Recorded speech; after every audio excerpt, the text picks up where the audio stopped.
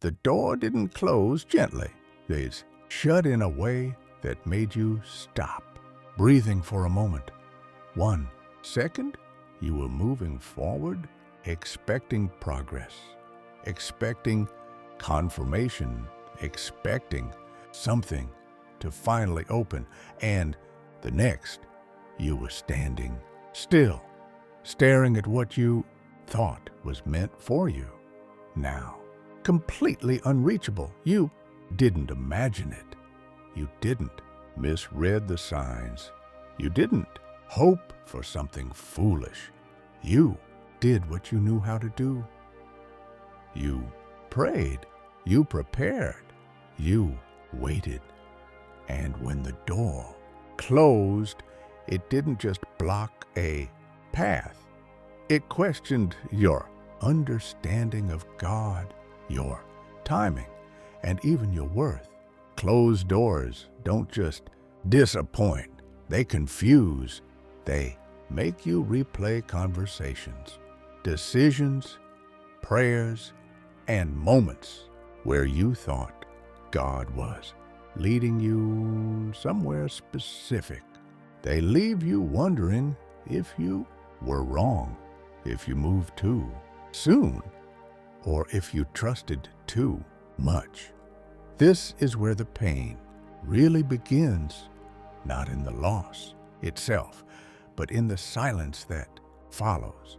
No explanation, no clarity, just the echo of a door that didn't open when you needed it to.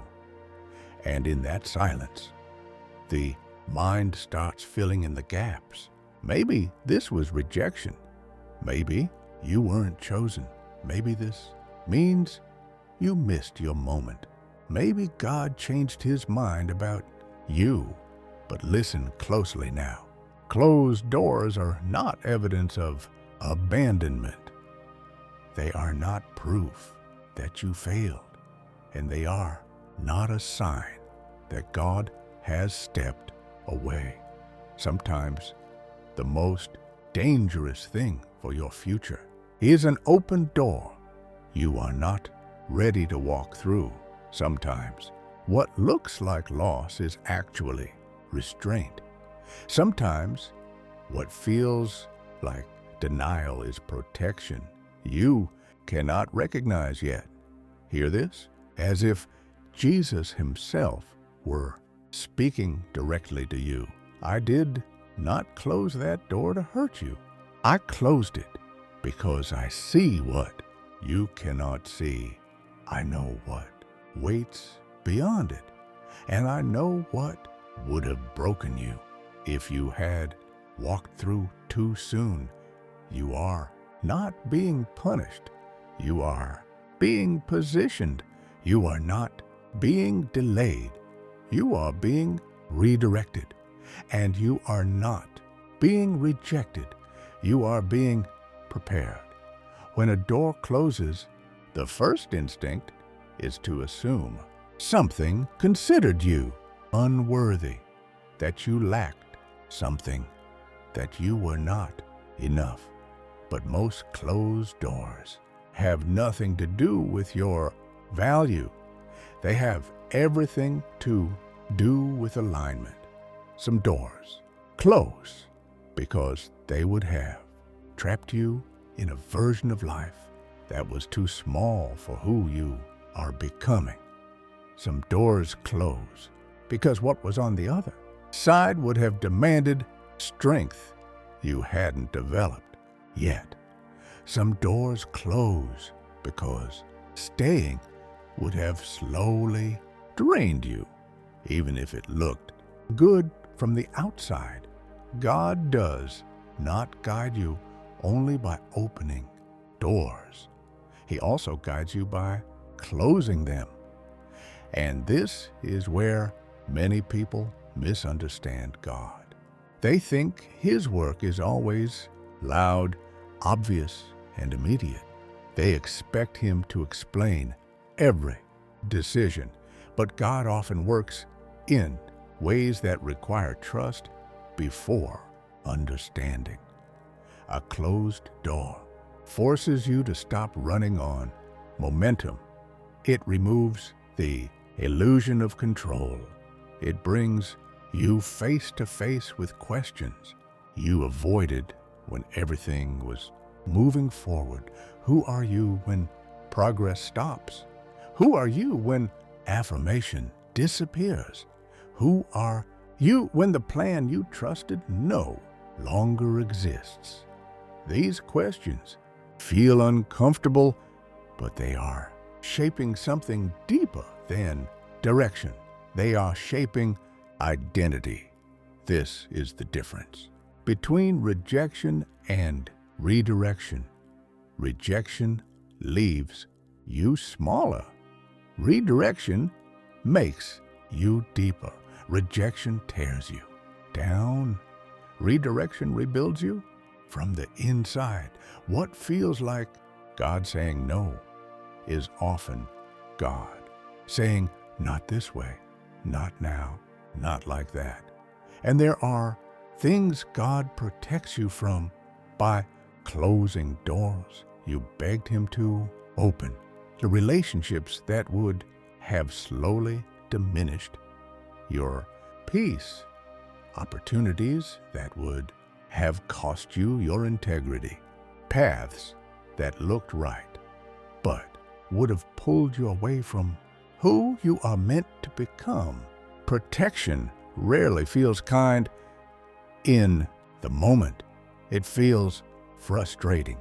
It feels unfair. It feels confusing. But it is still protection. There is work God does in private seasons that cannot happen in public success. There is clarity that only forms when options disappear.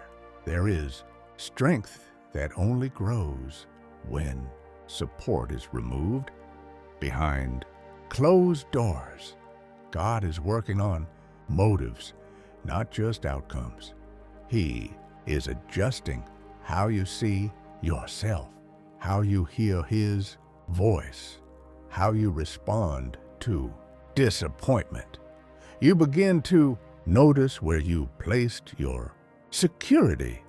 You see how tightly you held on to plans instead of trusting the one who gave them. You learn the difference between faith in results and faith in God Himself. This is where trust becomes real, not confident, not loud, not dramatic, real trust that stays when nothing makes sense.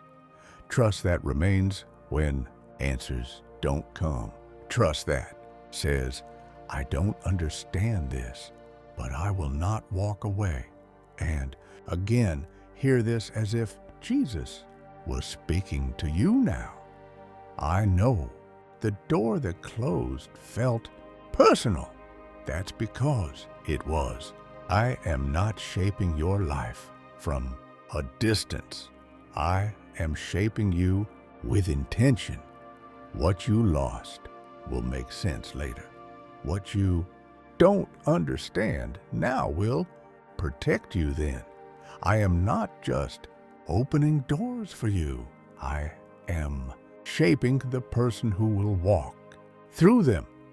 Closed doors do something important. They slow you down enough to notice who you are becoming. They teach discernment. They teach patience. They teach you to listen instead of rushing forward. What opens next will require more than desire. It will require maturity. It will require stability. It will require trust that isn't shaken by uncertainty. And that is what God is building now. One day, you will look back at this door and feel gratitude instead of pain. You will realize it kept you from settling. You will see how it redirected your path towards something more aligned, more sustainable, more true. The door that closed was not the end of your story. It was a turning point.